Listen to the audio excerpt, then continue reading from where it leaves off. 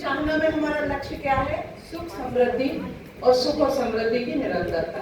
मतलब हमारे मानव जीवन का यही लक्ष्य है कि हम सुखी होना चाहते, समृद्ध होना चाहते, लेकिन ये दोनों चीजें हम क्या में चाहते हैं? निरंतरता में चाहते हैं। हमें थोड़ी थोड़ी सी नहीं चाहिए, हमें लगातार चाहिए।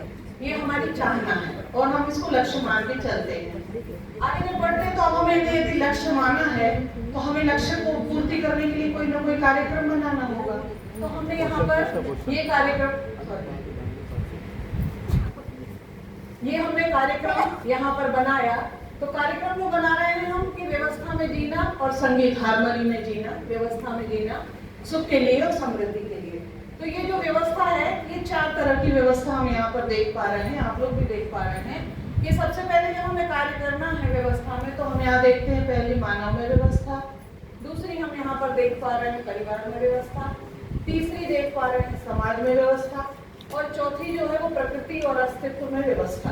4 प्रकार की व्यवस्थाएं हैं जिनके द्वारा हम इन लक्ष्य को प्राप्त कर सकते हैं। आज हम यहाँ पर मानव में व्यवस्था पर बात करने के लिए हैं। सब लोग हम आपस में मिलकर चर्चा करेंगे। तो मैंने आपके सामने मैंने ये प्रस्ताव रूप में रखा है कि मानव में व्यवस्था। प्रस्ताव है, आप माने या ना माने या आपके ऊपर निर्भर करता है, लेकिन आप इसको माने, इसके लिए इसको जांचें।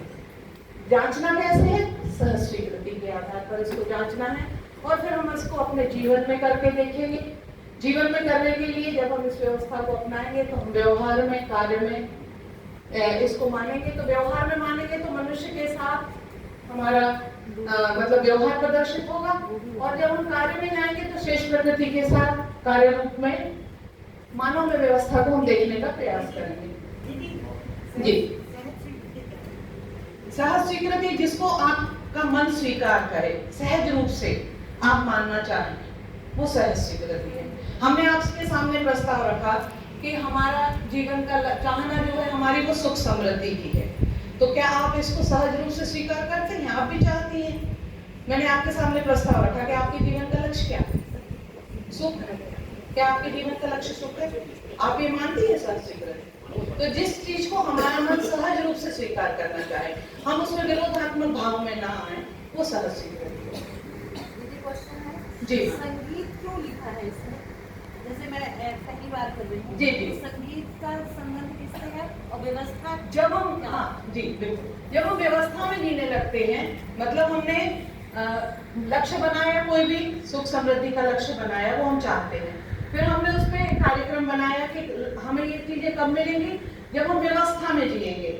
हारमोनी मतलब होगा, संगीत मतलब वो अवस्था जिसमें कोई विरोधी भाव ना हो। हम संगीत में जीने लगे, मतलब हम एक आनंददायी स्थिति में आ जाए, उसको अंग्रेजी में हारमोनी, हिंदी में संगीत की अवस्था कहते हैं।